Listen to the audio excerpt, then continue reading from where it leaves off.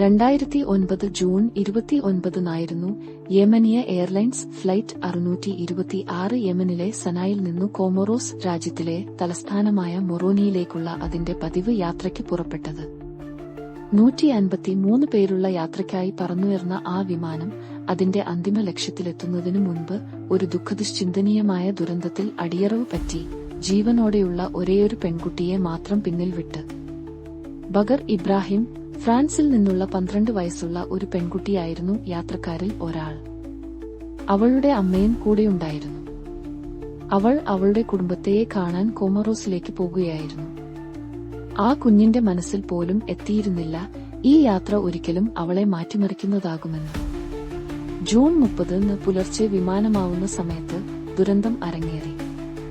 പരിശോധനാ റിപ്പോർട്ട് വ്യക്തമാക്കിയതുപോലെ വിമാനത്തിന്റെ നിയന്ത്രണങ്ങളിലുണ്ടായ പിഴവുകൾ വിമാനം നിയന്ത്രണാതീതമായ ഒരു സ്റ്റാളിലേക്ക് നയിച്ചു.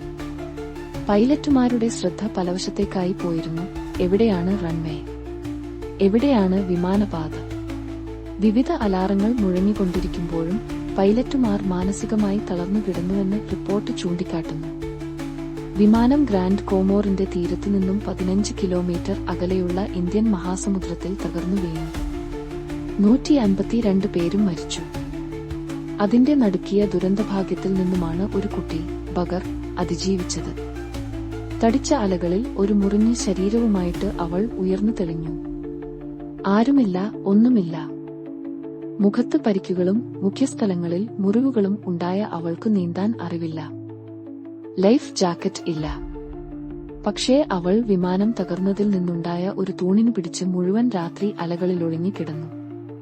9 മണിക്കൂർ നീണ്ട കറുത്ത രാത്രിക്ക് ശേഷം ആകാശത്തിൽ തെളിച്ചം വന്നപ്പോൾ ദൂരത്ത് ഒരു ബോട്ട്, ഒരു സ്വകാര്യ ബോട്ടാണ് അവളെ കണ്ടെത്തിയത്. അവർ അവളെ വെള്ളത്തിൽ നിന്നു കയറ്റി. അവളാണ് ജീവനോടെ കണ്ടെത്തപ്പെട്ട ഒരേയൊരു ആളെന്ന് അവർ തിരിച്ചറിഞ്ഞത്. അവളുടെ ജീവനേറ്റ വാർത്ത പെട്ടെന്ന് ലോകമെമ്പാടുമെത്തി. മിറാക്കിൾ ഗേൾ എന്നായി അവൾ അറിയപ്പെടാൻ തുടങ്ങി. ലോകം അത്ഭുതത്തോടെ നോക്കി. കുട്ടിയാകാം, പക്ഷേ അവളുടെ ഉള്ളുറച്ച മനസ്സിന്റെ ശക്തിയേത്? പിന്നീട് അവൾ പിതാവുമായി വീണ്ടും ചേരുന്നു. പക്ഷേ അതൊരു ബൈറ്റർസ്വീറ്റ്, മധുരം, വേദന, പുനർമിലനമായിരുന്നു. കാരണം അവളുടെ അമ്മ അതേ വിമാനത്തിൽ മരിച്ചിരുന്നു. ശാരീരികമായി അവൾ സുഖം പ്രാപിച്ചെങ്കിലും അതിജീവിച്ച അവളുടെ മനസ്സിൽ ഭീതിയുടെ അടയാളങ്ങൾ ആഴത്തിൽ പതിഞ്ഞിരുന്നു. 1000 ചോദ്യം, ശൂന്യമായ മറുപടികൾ. ഫ്ലൈറ്റ് 626ന്റെ അന്വേഷണം വിമാനം നിയന്ത്രിച്ച ടീമിന്റെ പരിശീലനത്തിൽ ഗുരുതര പിഴവുകൾ ഉണ്ടെന്നും മാനസിക സമ്മർദ്ദത്തിൽ അവർ അഭിമുഖീകരിച്ച ആശയക്കുഴപ്പം ദാരുണമായ പ്രത്യാഘാതങ്ങൾ ഉണ്ടാക്കിയതാണെന്നും തെളിയിച്ചു.